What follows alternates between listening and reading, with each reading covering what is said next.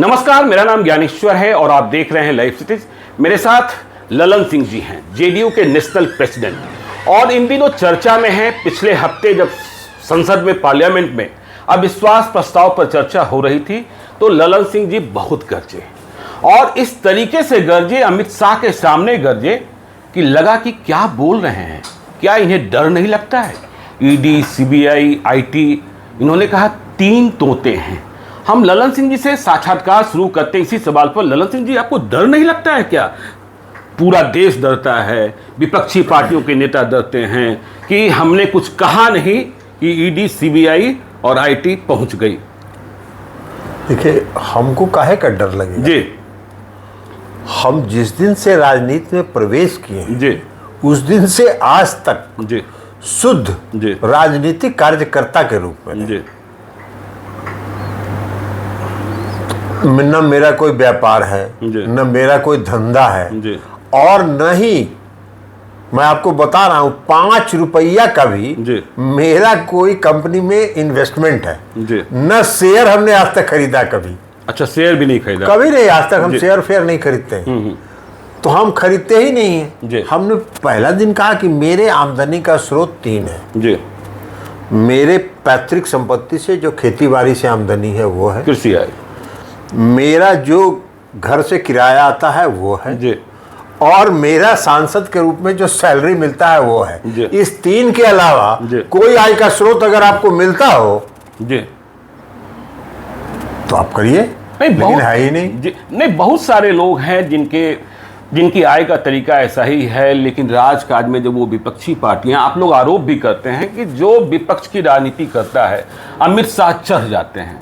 तो आपको नहीं लगता है कि अमित शाह चढ़ जाएंगे जिस पर जी, या पालतू तोता लगाएंगे? हालांकि जितने मामलों में वो चढ़ते हैं जी, जबरदस्ती का चढ़ते हैं, जबरदस्ती का चढ़ते हैं। हाँ जी। आपको हम एक बात बता जी, श्री लालू प्रसाद जी के यहाँ 2017 में उन्होंने छापा मारा जी, और सिर्फ इसलिए छापा मारा जी कि हम लोग महागठबंधन में जो थे जी, वो अलग हो जाए। जी। 2017 में हम लोग अलग हो गए जी, तो 2017 से 2022 तक कुछ नहीं हुआ जी। उनके सारे पालतू तोते, सीबीआई, ईडी, सब घर में पिंजड़े में कैद हो गए जी। और 2009 अगस्त 2022 को जैसे ही फिर महागठबंधन बना, सारे तोते जो है पिंजड़ा से निकल के भ्रमण करने लगे। जी। क्या है ये? जबरदस्ती का है ना। तो आप तो मानते हैं ना कि विपक्ष को टारगेट किया जाता है? विपक्ष को तो स्वाभाविक बात है जी, विपक्ष को टारगेट किया जाता है। आप प्रधानमंत्री का एक भाषण देखिए, वो अमेरिका से लौट के आए जी, और उन्होंने भाषण दिया और बड़े जोर जोर से उन्होंने कहा जी, कि महाराष्ट्र में एनसीपी के नेताओं पर 70,000 करोड़ रुपए का घोटाला है जी। जमीन घोटाला, तो खाद घोटाला, तो क्या क्या घोटाला, कई घोटाले का नाम उन्होंने लिया। तो सिंचाई घोटाला, कई घोटालों का नाम उन्होंने लिया। और 36 घंटा के अंदर सभी लोगों को भारतीय जनता पार्टी की जो वॉशिंग मशीन है उसमें डाल के उन्होंने निकाल दिया और सब मंत्री बन गए, तो सब घोटाला खत्म हो गया। तो मेरा कहने का मतलब ये है कि ये अपने विरोधियों को टारगेट करते हैं और टारगेट करके उनको डरा धमका के अपनी पार्टी के विस्तार में इसका उपयोग करते हैं। ये तो साफ दिख रहा है। तो ललन सिंह, लेकिन एक बात है जरूर जी, हम आदरणीय प्रधानमंत्री जी 2014 से हैं इस देश के प्रधानमंत्री जी, और कुछ किया है या नहीं किया उन्होंने, ये हम नहीं जानते जी, क्योंकि जो भी वादा उन्होंने 2014 से आज तक इस देश में किया, 2014 में उन्होंने कहा कि 2 करोड़ लोगों को रोजगार देंगे, सारे विदेश में जितना काला धन है उसको वापस लाएंगे, हर गरीब के खाते में 10 से 15 लाख भेजेंगे। चुनाव के बाद उनके गृह मंत्री जी ने कह दिया कि जुमला है। इस तरह का जुमला लोग चुनाव में बोलते हैं जी।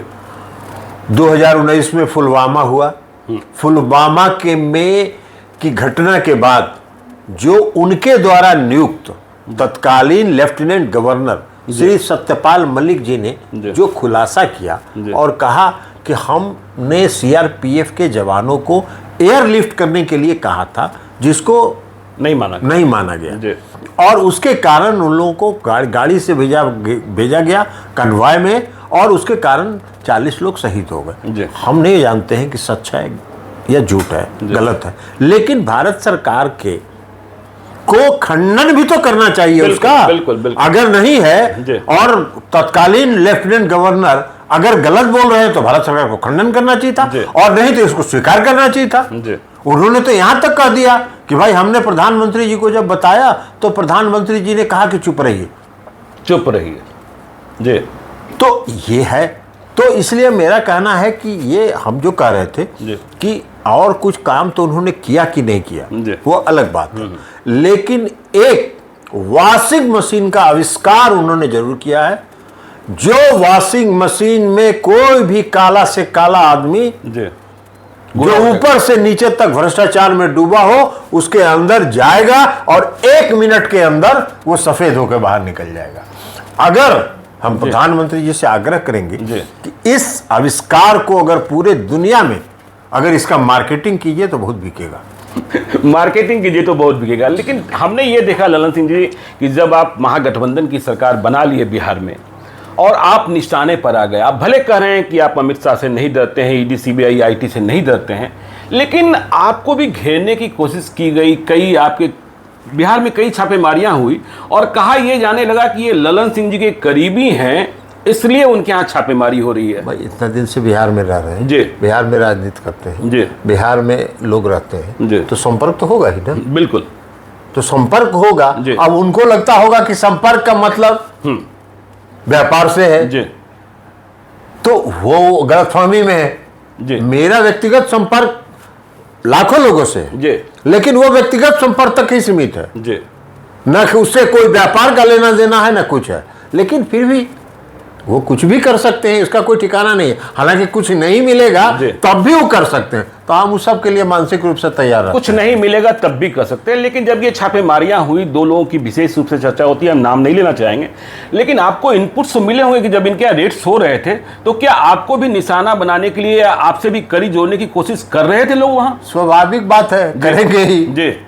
जिस काम के लिए किए हैं वही काम अगर नहीं करें जी, हाँ ये तो फिर अलग बात है जी। जिस काम के लिए किए वो काम नहीं करेंगे तो वो अलग बात है। तो जिस काम के लिए किया उन्होंने तो वो काम कर रहे होंगे, लेकिन कुछ रहेगा तब ना मिलेगा जी। तो आज तक ललन सिंह जी आपको कोई ईडी सीबीआई इनकम टैक्स की नोटिस मिली कि नहीं मिली? इस राजपाट मिलते रहता है, मिलता रहता है। 3 साल का नोटिस मिला हमको। अच्छा, सबका जवाब हमने दे दिया जी, इसलिए कि मेरे इनकम टैक्स के रिटर्न में ही वो तथ्य था जिस तथ्य के आधार पर उन्होंने नोटिस दिया। सबका जवाब हमने मतलब आपकी कुंडली खंगालने की कोशिश की गई? करते रहे। आपको कोई फिक्र नहीं? कोई हम उसकी काहे का चिंता करें। अच्छा, कुछ रहे तब ना जी, कोई डर नहीं।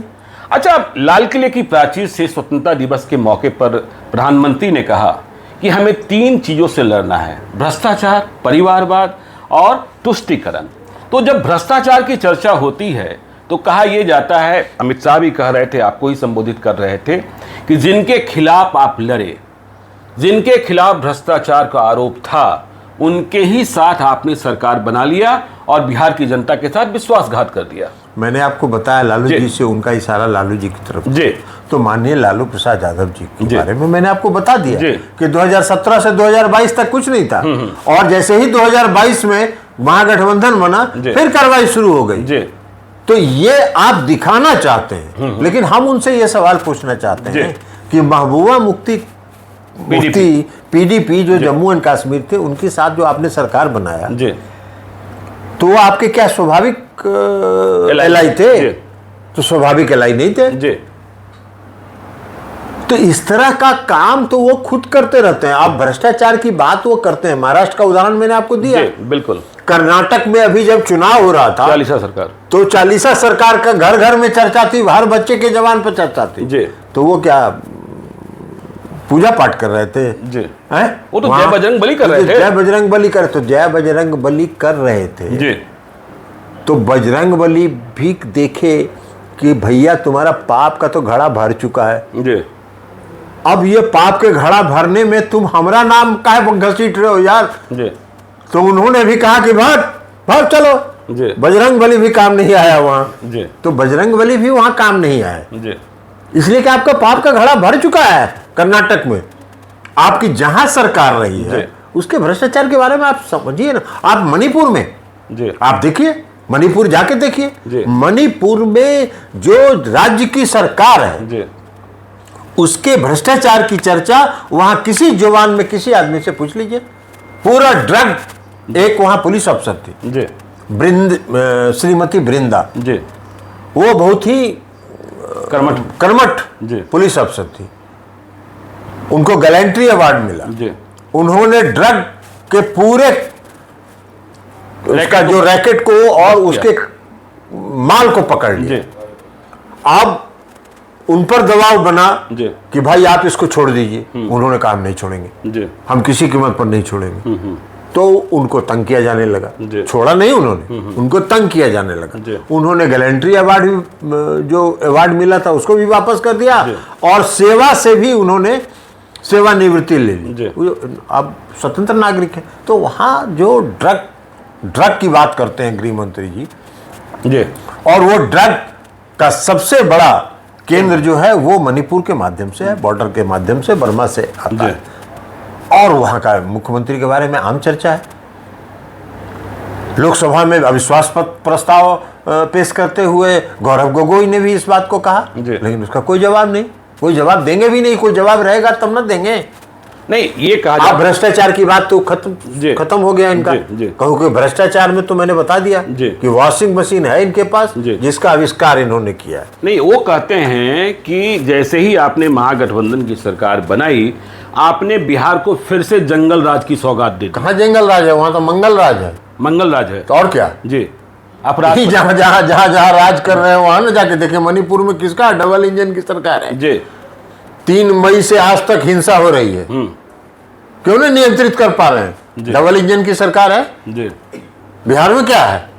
हाँ, ये बात जरूर है कि बिहार में आप अगर धार्मिक उन्माद फैलाने का प्रयास कीजिएगा तो राज्य की सरकार किसी भी कीमत पर प्रदेश के अंदर धार्मिक सद्भाव को और सांप्रदायिक सद्भाव को बिगड़ने नहीं देगी। नहीं, इसका मतलब ये आप कहना चाहते हैं कि बीजेपी चुनावों को देखते हुए धार्मिक उन्माद पैदा करने की कोशिश कर सकती है। कर ही रही है, लगातार कर रही है, लगातार कर रही है जी। धार्मिक उन्माद ही उनका मूल मंत्र है। हिंदू मुस्लिम धार्मिक उन्माद ही उनका मूल मंत्र है। आप बताइए ना, पूजा करना तो आस्था की चीज है। बिल्कुल, कोई व्यक्ति आस्था से पूजा करता है। अब अगर वो कहीं इस देश के प्रधानमंत्री अगर कहीं पूजा करने चले गए तो 3 दिन तक टीवी में वही दिखाया जाता, तो क्या है मतलब है इसका? जो आज गुरुग्राम में जो यहाँ नूह में जो हुआ घटना, क्या है ये सब? ये धार्मिक उन्माद आप फैला के इस देश को। लेकिन आप एक बात जान लीजिए, इस देश के लोग सांप्रदायिक सद्भाव के पक्षधर हैं। इस देश के लोग शांति सद्भाव में विश्वास करते हैं। आपका कोई भी धार्मिक उन्माद फैलाने का प्रयास सफल नहीं होगा। कर्नाटक में आपने करके देख चुके हैं आप, कोई सफलता नहीं मिली।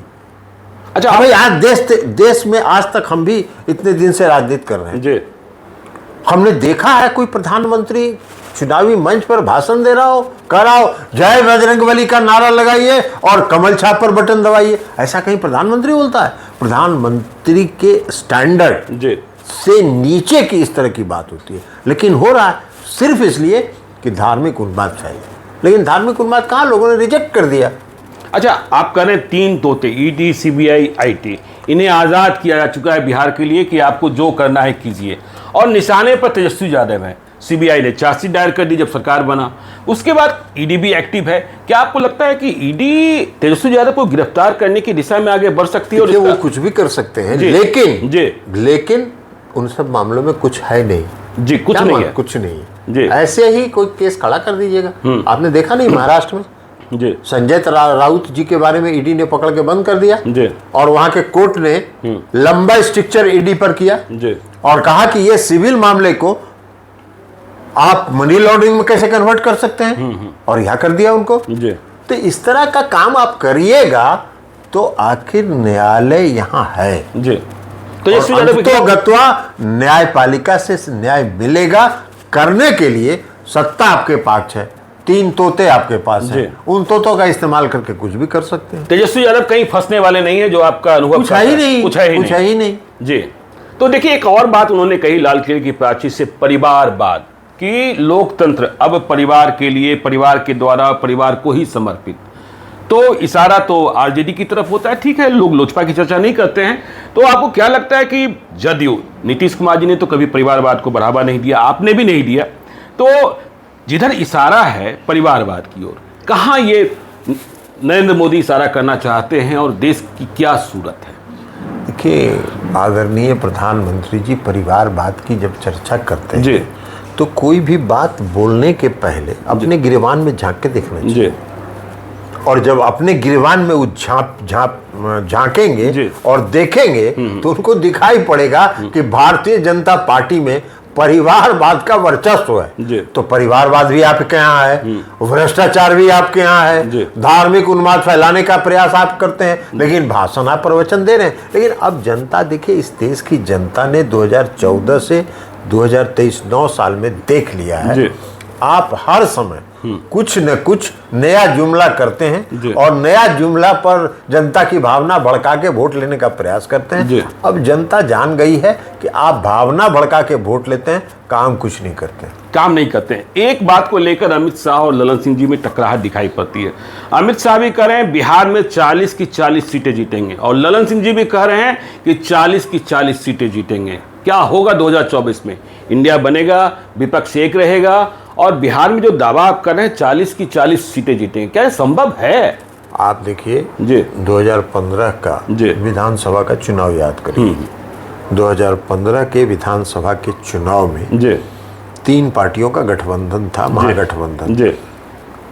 जनता दल यूनाइटेड, राष्ट्रीय जनता दल और कांग्रेस पार्टी, सिर्फ 3 पार्टी थी।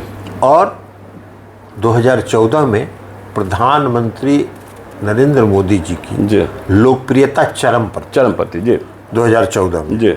और उसके 1 साल के बाद बिहार में चुनाव हुआ। आपको भी स्मरण हो गया ज्ञानेश्वर जी कि बिहार में रिकॉर्ड है, कोई देश का प्रधानमंत्री एक राज्य के विधानसभा में जितनी सभाएं 43 आम सभा देश के आदरणीय प्रधानमंत्री जी ने बिहार के विधानसभा के चुनाव में किया। प्रखंड स्तर तक गए। आपको याद होगा विक्रम में भी जाके उन्होंने मीटिंग किया। बिल्कुल।